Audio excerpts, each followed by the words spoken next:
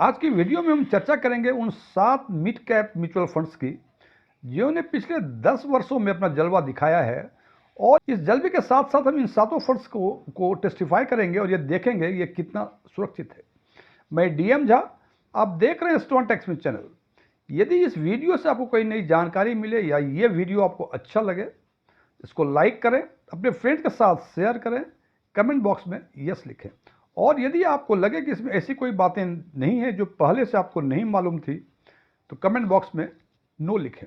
और यदि आपकी रुचि इन्वेस्टमेंट, खासकर mutual fund investment, direct taxation और बैंकिंग में है और अभी तक आपने मेरे चैनल को सब्सक्राइब नहीं किया है, तो मेरे चैनल को सब्सक्राइब करें और ऑल बटन पर क्लिक करें ताकि मेरे सभी नए वीडियो की नोटिफिकेशन आपको लगातार मिलती रहे। सबसे पहले बात करते हैं कि आखिर में ये मिड कैप म्यूचुअल फंड होता क्या है।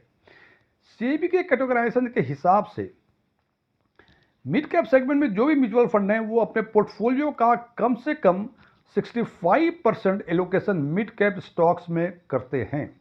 ये मिनिमम रिक्वायरमेंट है। बाकी जो रिमेनिंग 35% पोर्टफोलियो बचते हैं वो फंड मैनेजर अपने फाइनेंशियल विजडम के हिसाब से या तो इक्विटी में ही करें या डेट में करें, और इक्विटी में भी करें तो हो सकता है वो मिड कैप में करें, स्मॉल कैप में करें, लार्ज कैप में करें, या हो सकता है कि सारे के सारे 35% वो मिड कैप स्टॉक में ही कर दें और 100% मिड कैप स्टॉक्स में उनका एलोकेशन हो सकता है। हालांकि सामान्य तौर पे 100% एलोकेशन किसी पर्टिकुलर सेगमेंट में नहीं किया जाता है। हालांकि ये कोई बार नहीं है, आप कर सकते हैं, लेकिन नॉर्मली ये होता नहीं है।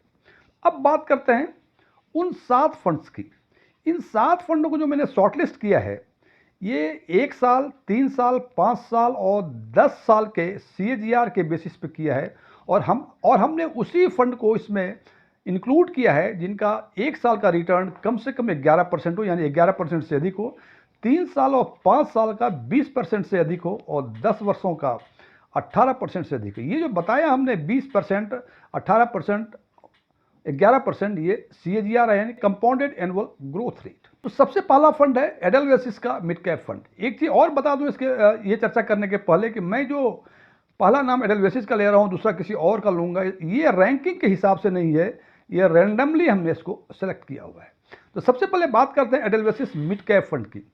इनका 1 साल का ट्रेलिंग रिटर्न 12.15% है, 3 वर्षों का 26.4% है, 5 वर्षों का 22.74% है और 10 वर्षों का 20.22% है। ये तो हुआ रिटर्न का पैरामीटर जिसमें हमने 1 साल, 3 साल, 5 साल और 10 साल के CAGR को हमने कंसिडर किया है। और इसके साथ साथ 4 और पैरामीटर्स हैं जो रिस्क फैक्टर्स के हैं, रिस्क रेशियो हैं। वो है beta, Sharpe ratio, standard deviation और अल्फा। मिड कैप सेगमेंट का जो एवरेज बीटा है वो 0.95 है, एवरेज शार्पे रेशियो 0.94 है, स्टैंडर्ड डेविएशन 17.17 है और अल्फा 0.48 है। एक एक लाइन में इन चारों रिस्क फैक्टर के बारे में बता दूं। बीटा का मतलब कि वो उनके बेंचमार्क के रेस्पेक्ट में वो पार्टिकुलर म्यूचुअल फंड कितना वोलेटाइल है, यानी यदि 1% बेंचमार्क ऊपर जाता है तो ये कितना ऊपर जाएगा, और यदि 1% बेंचमार्क नीचे जाता है तो ये पार्टिकुलर म्यूचुअल फंड कितना नीचे जाएगा। यदि बीटा 1 है, इसका मतलब वो इंडेक्स फंड है। जैसे जैसे इंडेक्स ऊपर जा रहा है वैसे ही ये म्यूचुअल फंड भी ऊपर जा रहे हैं। और जैसे वो इंडेक्स मतलब बेंचमार्क, जैसे हम मिड कैप की बातें कर रहे हैं, इसका मतलब निफ्टी मिड कैप 150 इसका बेंचमार्क हुआ तो उसी हिसाब से होता है। और यदि कम होता है इसका मतलब उसके कंपैरिजन में ये कम वोलेटाइल है। शार्पे रेशियो का मतलब कि यदि फंड मैनेजर 1% रिस्क लेता है तो उसके एवज में एडिशनल रिटर्न कितना मिलता है। और मिड कैप सेगमेंट का जो एवरेज शार्पे रेशियो है वो 0.94 है, यानी एवरेज है कि यदि एक रिस्क लेता है तो एडिशनल जो रिटर्न ऐड होता है वो 0.94 है। स्टैंडर्ड डेविएशन का मतलब कि जो मिड कैप सेगमेंट का जो मीन रिटर्न है उससे कितना फ्लक्चुएट कर सकता है, डाउन साइड भी और अप साइड भी। और अल्फा का मतलब कि बेंचमार्क के कंपैरिजन में ये पार्टिकुलर म्यूचुअल फंड कितना अधिक एडिशनल रिटर्न देने की क्षमता रखता है। इसको यदि हम नटशेल में ब्रीफ करना चाहें तो हम कह सकते हैं कि बीटा जितना कम वो फंड उतना कम वोलेटाइल, शार्पे जितना अधिक वो फंड उतना अच्छा, स्टैंडर्ड डेविएशन जितना कम वो उतना कम वोलेटाइल, उतना सेफ, और अल्फा जितना अधिक वो उतना बेहतर। तो इस 4 पैरामीटर्स में से सार्पे और अल्फा यदि अधिक है तो वो फंड अच्छा है, और बीटा और स्टैंडर्ड डेविएशन कम है तो वो फंड अच्छा है। तो इस हिसाब से एडलवेसिस का बीटा जो है 0.94 है, सार्पे 1.06 है, स्टैंडर्ड डेविएशन 17.90 है और अल्फा 4.16 है। दूसरा फंड है इन्वेस्को का मिड कैप। एक साल का रिटर्न, ट्रेलिंग रिटर्न 14.95, 3 वर्षों का 27.14, 5 वर्षों का 22.6, 10 वर्षों का 20.06% और बीटा इनका है 1.00, सार्पे है 1.01, स्टैंडर्ड डेविएशन है 19.58 और अल्फा है 3.96। इसी हिसाब से निप्पॉन इंडिया जो ग्रोथ फंड बोलते हैं, उसका नाम निप्पॉन इंडिया मिड कैप नहीं, निप्पॉन इंडिया ग्रोथ फंड है। इनका एक साल का रिटर्न 13.18%, 3 वर्षों का 26.45%, 5 वर्षों का 23.21% और 10 वर्षों का 19.94% है। इनका beta 0.97, Sharpe ratio 1.04, standard deviation 18.29 और अल्फा 3.79। इसी हिसाब से कोटक का एक वर्ष का रिटर्न 15.07, 3 वर्षों का 22.77, 5 वर्षों का 20.23, 10 वर्षों का 19.37 और इनका बीटा 0.92 है, सार्पे रेशियो 0.89 है, स्टैंडर्ड डेविएशन 18.00 है और अल्फा 1.39 है। 4 फंड तो ये हुए। पांचवा फंड है एचडीएफसी का मिड कैप फंड। इनका एक वर्षों का ट्रेलिंग रिटर्न 11.39%, 3 वर्षों का 24.36%, 5 वर्षों का 22.07%, 10 वर्षों का 18.98% है। इनका beta 0.85, Sharpe ratio 1.06, standard deviation 16.11, alpha 3.65।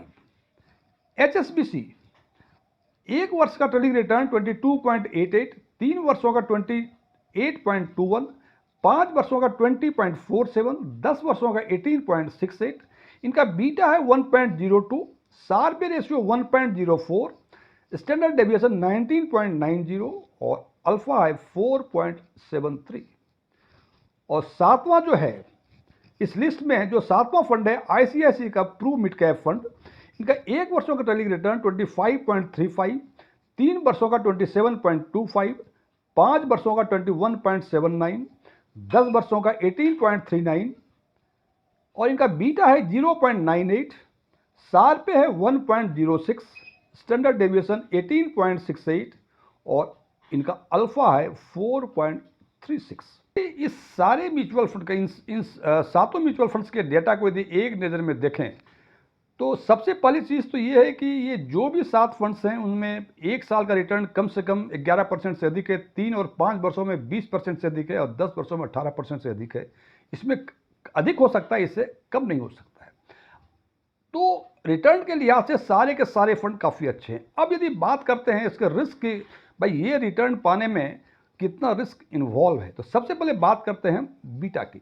Beta का जैसे देखा आपने कि मिड कैप का जो एवरेज है वो 0.95 है और इस एवरेज से केवल 3 ही फंड ऐसे हैं जो एवरेज से नीचे बीटा है। वो फंड हैं एडलवेसिस, कोटक का मिड कैप फंड और एचडीएफसी का मिड कैप फंड। आपने देखा एडलवेसिस का 0.94 है जो 0.95 से कम है, कोटक का 0.92 है और एचडीएफसी का 0.85 है। तो ये 3 ही फंड ऐसे हैं जो एवरेज बीटा से कम है, यानी उससे बेहतर परफॉर्म करेंगे। बात करते हैं स्टैंडर्ड डेविएशन की। स्टैंडर्ड डेविएशन में केवल एक ही फंड है एचडीएफसी का जो मिड कैप के एवरेज स्टैंडर्ड डेविएशन से कम है, और वो है 16.11, जबकि एवरेज है 17.17। अब बात करते हैं अल्फा की। तो सातों के सातों फंड का अल्फा जो है मिड कैप के अल्फा से बेहतर है, यानी 0.48 से सब अधिक है। और सातों फंड में जो सबसे कम अल्फा है वो 1.39 कोटक का है और सबसे अधिक जो अल्फा है वो आईसीआईसी का 4.36 है और उसके बाद 4.16 एडलवेसिस का है। ये तो तय है कि सातों ही फंड बेहतर रिटर्न देने में सक्षम हैं और इनका, और साथ साथ ये काफ़ी सुरक्षित भी हैं। लेकिन यदि इन सातों फंड में से हम रैंक करना चाहें तो हम पर्टिकुलर रैंक तो नहीं देंगे, लेकिन यदि टॉप 3 में हम ये किसी को रखना चाहेंगे तो वो मेरे ओपिनियन के हिसाब से एचडीएफसी का मिड कैप, एडलवेसिस का मिड कैप और आईसीआईसी प्रू का मिड कैप हम टॉप 3 में रखेंगे। अब बाकी रिमेनिंग 4 जो होगा वो 4 से लेके 7 रैंक में आएंगे। अब फिर इसमें कहेंगे कि भाई टॉप 3 में कौन सा फर्स्ट रैंक पे है, कौन सा सेकेंड पे है, तो ये हम डिसाइड नहीं करेंगे, बिकॉज कि हमारे प्रेरोगेटिव कुछ अलग हैं और आपके जो पर्सपेक्टिव है या आपके जो परसेप्शन है कुछ अलग हो सकते हैं। बिकॉज इंडिविजुअल इन्वेस्टर का परसेप्शन कई बातों पे डिपेंड करता है कि वो फाइनेंशियली कितना स्ट्रांग है, उसकी फाइनेंशियल लायबिलिटी और क्या क्या है, कितना रिस्क ले सकता है। इन सारी बातों के मद्देनजर आप इन फंड को अपने आप रैंक कर सकते हैं। लेकिन मेरे विचार से ये एचडीएफसी, एडलवेसिस और आईसीआईसी मिड कैप सेगमेंट में आज के दिन में टॉप रैंकर है। ये वीडियो क्लोज करने के पहले मैं कुछ डिस्क्लेमर देना चाहता हूं कि मैं कोई म्यूचुअल फंड एडवाइज़र नहीं हूं, मेरे पास एमएफआई के कोई रजिस्ट्रेशन नंबर नहीं है, मैंने इन्वेस्टमेंट में सेबी के कोई एग्ज़ाम पास नहीं किए हुए। ओपन डोमेन में जो भी इंफॉर्मेशन अवेलेबल है उसके बेसिस पे मैं आम लोगों के लिए आम वीडियो बनाया करता हूँ। ये मेरे विचार थे, मेरे विचारों से सहमत होना कोई ज़रूरी नहीं है। यदि आप मेरे विचारों से सहमत हैं तो कमेंट बॉक्स में एग्रीड लिखें, और यदि लगता है कि आपके विचार मेरे विचार से मेल नहीं खा रहे हैं, कमेंट बॉक्स में नॉट एग्रीड लिखें। Thank you.